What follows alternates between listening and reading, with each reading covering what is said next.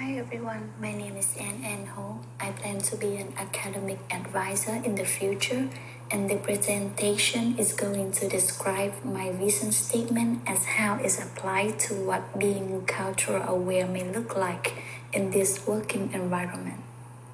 The types of my students are varies based on different sources of cultural identity, such as race, interracial communication, gender, sexuality, and ability. Specifically, University of Minnesota Libraries explains that interracial communication is about how people talk or languages they are speaking. In addition, I will want to remember that language itself is not enough to determine the student's background. According to the website, ONIOS believe that I need to observe the full range of learned human behavior patterns for a better understanding about them, including knowledge, belief, and morals. Greek Schools Partnership describes hidden curriculum as the unreading, unofficial, and often unintended lesson, values, and perspective the student learn in school.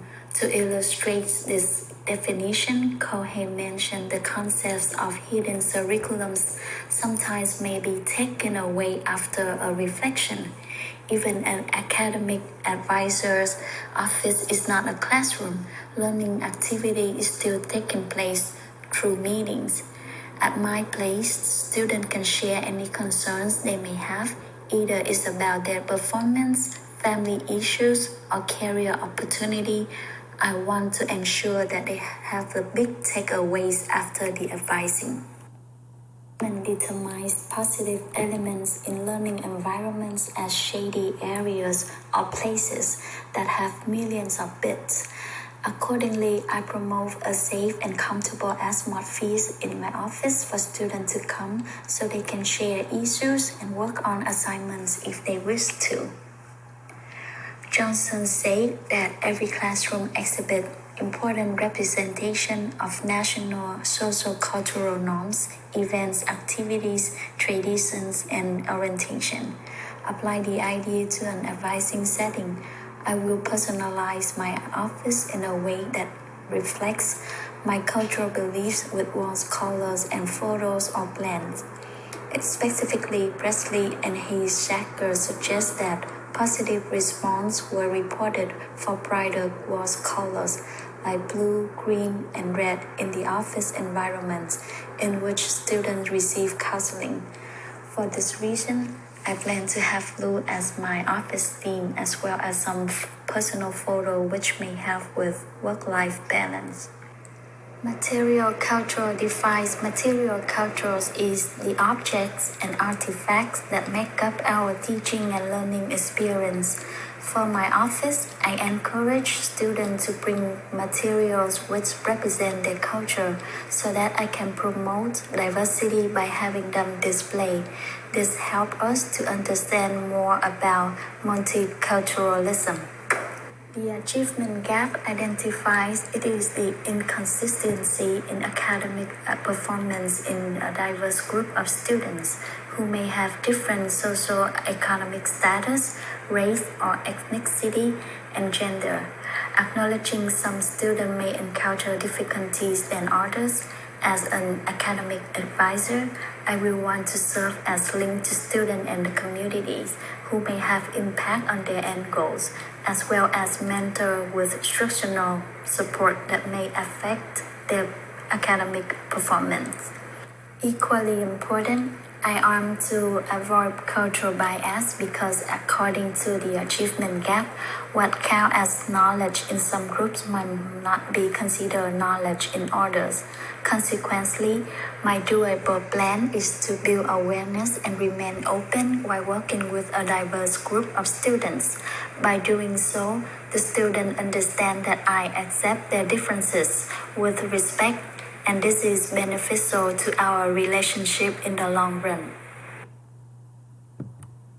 Culture as disability explains this is a term that talks about people not being able to meet the standards a culture has set for competency in that culture. This means students may have a hard time seeing and understanding values in different ways. To have this issue resolved, on the website, with more suggests everyone should share aspects of their culture with others so that we can learn from each other. For instance, I have the students' artwork displays in the office to promote storytelling and Q&A activity. At the same time, I will be mindful about preventing cultural conflicts because it can contribute to the achievement gap, leaving some groups at risk. According to cultural conflicts, some of the ideas that I have in mind are to gather information while counseling, create small groups for specific activities, and arrange meetings for them to join. For example, I host a group of 5 students who need employment opportunity participate in a 30 to 45 minutes meeting on Zoom to exchange information and share interview experience they may have. Cultural politics identify pop culture refer to music, film, television, advertising, sports, fashion, toys, magazines, and comic books, and the medium in which these measures move, digital culture. As an academic advisor, I will use these forms as valuable references for students to learn about culture or explore their interests. The pop culture can only be used as additional information for their assignments and learning goals because it prepares individuals for citizenships and productive work and develop their full creative and cognitive potential, according to Fishman in the article. Culture in school believes that people can understand the school's culture through ritual and procedures that are implemented in the specific time. Besides the schools, I plan to create a culture of myself by providing an annual SMART goals for students to complete. Students can choose either skills or behavior that may need a change to write about. It's supposed to be specific, measurable, achievable, realistic, and timely, according to Hapes. This can be seen as a self-assessment where students are able to keep track of their developmental stages.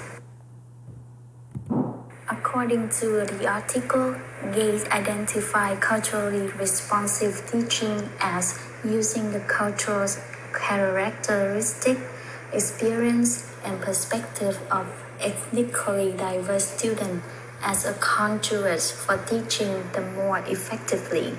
When referring to cultural responsive teaching, I personally think about Vietnamese and LGBTQ community who may need extra support.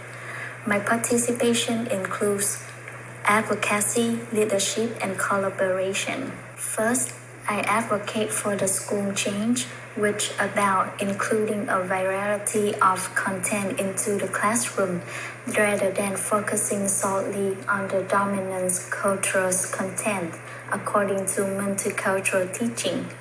I can volunteer in all kinds of school events to motivate students and families who are non-dominant.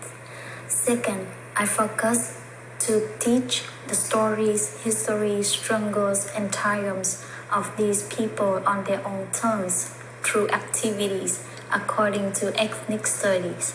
Hosting a students' club and donation are ideal for students to feel accepted and valued.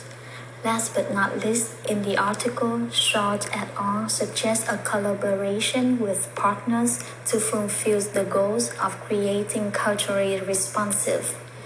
I will work toward promoting interdisciplinary teams to determine specific needs of the students as well as having a list of service resources ready to provide.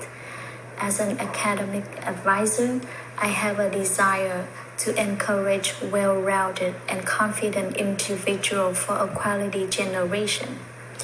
Thank you for watching. I hope you enjoy learning how my vision statements apply to what being culturally aware may look like for an academic advisor.